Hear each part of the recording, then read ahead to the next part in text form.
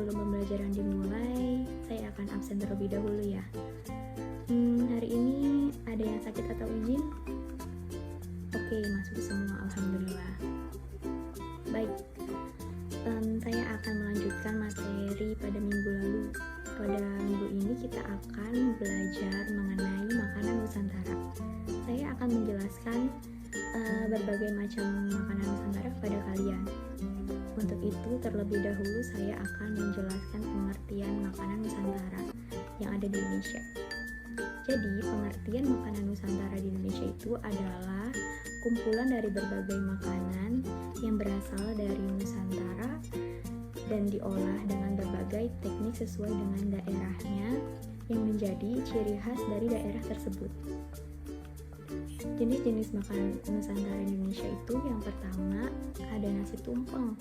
Nasi tumpeng itu biasa disajikan dalam acara-acara khusus atau acara penting. Jadi nasi tumpeng itu terbuat dari nasi kuning yang berbentuk kerucut tinggi dengan berbagai lauk pelengkap di sekelilingnya. Meskipun saat ini telah disajikan dengan berbagai macam bentuk, namun bentuk nasi tumpeng ini adalah kerucut yang menyerupai gunung. Biasanya masyarakat Jawa melambangkan gunung sebagai tempat yang dekat dengan langit dan surga. Jadi yang dimaksud ini adalah menempatkan Tuhan pada posisi tertinggi yang menguasai alam dan manusia. Yang kedua ada sate Padang yang berasal dari Minangkabau. Sate ini tidak memakai kecap, tapi dia menggunakan kuah kental yang berbahan dasar dari tepung beras. Yang ketiga ada mie Aceh, yaitu mie pedas khas Aceh yang disajikan dengan menggunakan mie kuning tebal dengan irisan daging sapi, daging kambing atau seafood, seperti udang dan cumi. Lalu disajikan dalam sup sejenis kari yang gurih dan pedas. Mie Aceh ini biasanya ditaburi dengan bawang goreng dan disajikan bersama emping atau potongan bawang merah, mentimun, dan jeruk nipis. Yang keempat ada rendang. Rendang yang merupakan masakan yang berbahan dasar daging dan berasal dari daerah Sumatera Barat. Masakan ini dihasilkan dari proses memasak suhu rendang dalam waktu yang lama dengan menggunakan aneka rempah-rempah dan santan. Proses masaknya ini tuh cukup berjam-jam, jadi memerlukan waktu sampai 4 jam. Nah, dalam suhu ruangan rendang dapat bertahan hingga berminggu-minggu. Yang kelima ada pendap. Pendap biasa disebut juga dengan ikan pais, yang merupakan salah satu makanan Indonesia dari Provinsi Bengkulu. Pendap ini memiliki cita rasa pedas dan gurih, serta memiliki aroma daun talas yang menjadi pembungkusnya. Pendap memiliki kesamaan dengan pepes ikan, terutama pembuatannya. Yang menjadi perbedaannya yaitu bahan yang digunakan serta daun talas sebagai pembungkusnya dan diikat dengan tali rapia. Yang keenam ada gulai balacan, yang merupakan makanan tradisional dari daerah Riau, yang berbahan dasar udang yang dipadukan dengan berbagai macam rempah-rempah pilihan dan dikombinasikan dengan belacan atau terasi. Jadi selain udang, gulai belacan juga biasa dibuat dari daging ayam dan ikan. Yang ketujuh ada empek-empek yang berasal dari Palembang. Ini merupakan khas dari daerah Palembang yang terbuat dari daging ikan digiling lembut dan dicampur tepung kanji atau tepung sagu serta dikombinasikan dengan beberapa bahan lain seperti telur, bawang putih yang dihaluskan atau penyedap rasa dan garam. Pempek ini biasanya disajikan dengan kuah cuka yang memiliki rasa asam, manis, dan pedas. Yang kedelapan ada mie Bangka atau dikenal sebagai mie Bangka, itu salah satu hidangan tradisional masyarakat Pulau Bangka. Jadi bagi masyarakat Pulau Bangka itu disebutnya mien dan mian. Yang kesembilan ada makanan tradisional seruit yang berasal dari Lampung, yaitu masakan ikan yang digoreng atau dibakar dicampur sambal terasi, tempoyak atau olahan durian, dan bisa juga dari mangga.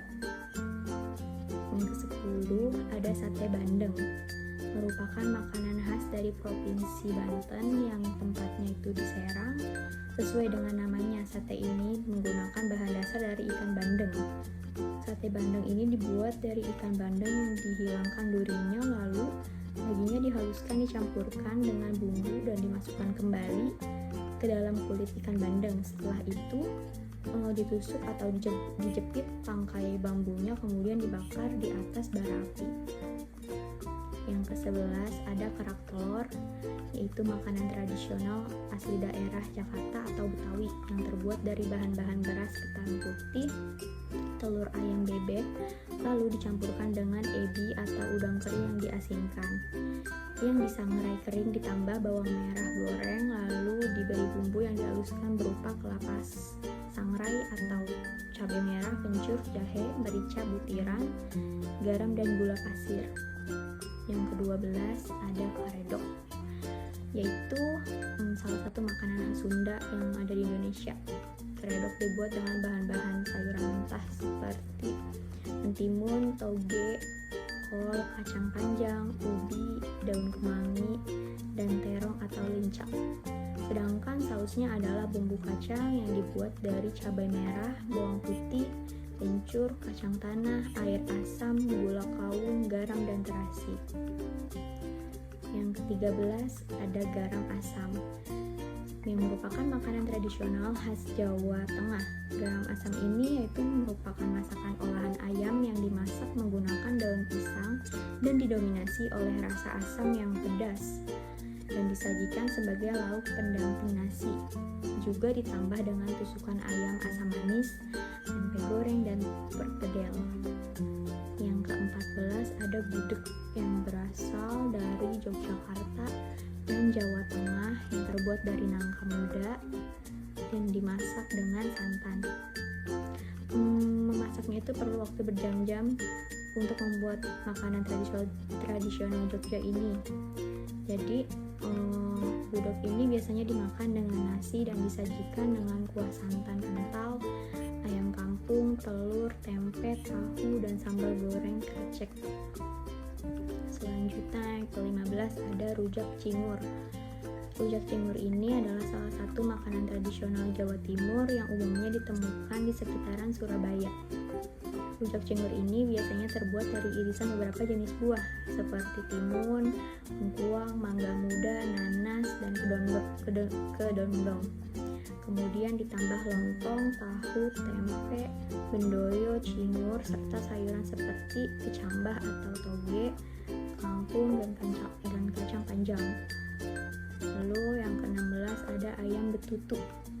Ayam betutu ini yang merupakan makanan tradisional dari Bali yang dibuat dari daging ayam yang telah dibersihkan, kemudian dibalurkan bumbu khas Bali ke seluruh permukaan tubuh daging ayam.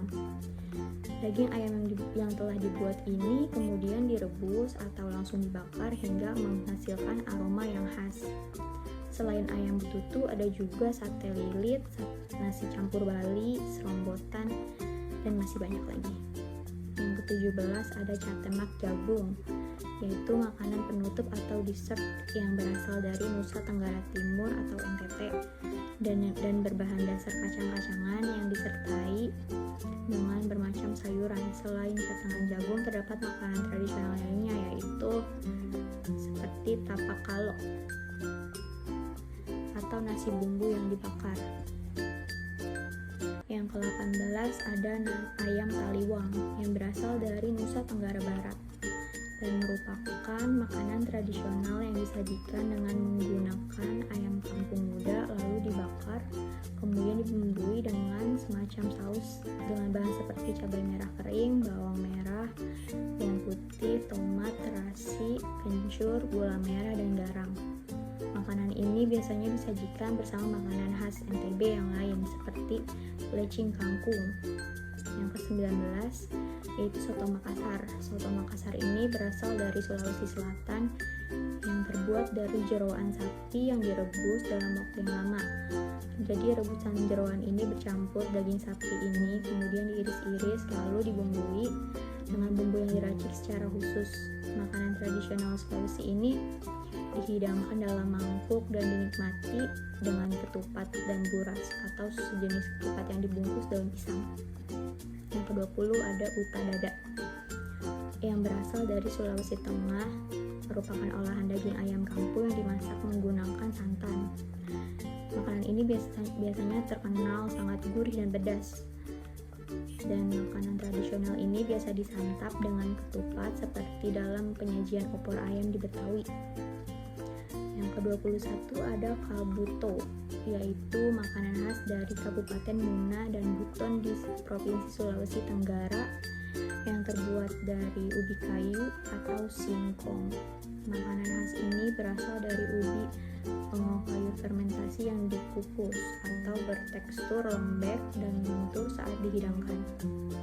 Yang ke-22 ada genceruan yang merupakan khas rica-rica dari Kutai Kartanegara, Kalimantan Timur.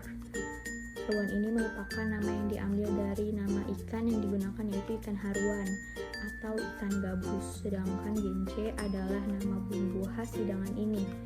Jadi penyajiannya pun cukup sederhana. Ikan biasanya akan dibakar atau digoreng kering dengan lemaran garam. Lalu saat disajikan, ikan yang sudah matang akan ditaburi rempah-rempah khas yang memiliki cita rasa pedas dan manis yang menggugah selera.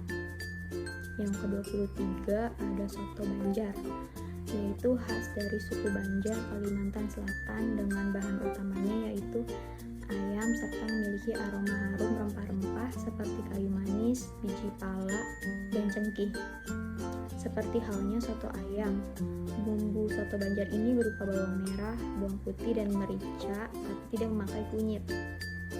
Lalu yang ke-24 ada juhu singkah, yaitu masakan khas masyarakat Dayak di Provinsi Kalimantan Tengah,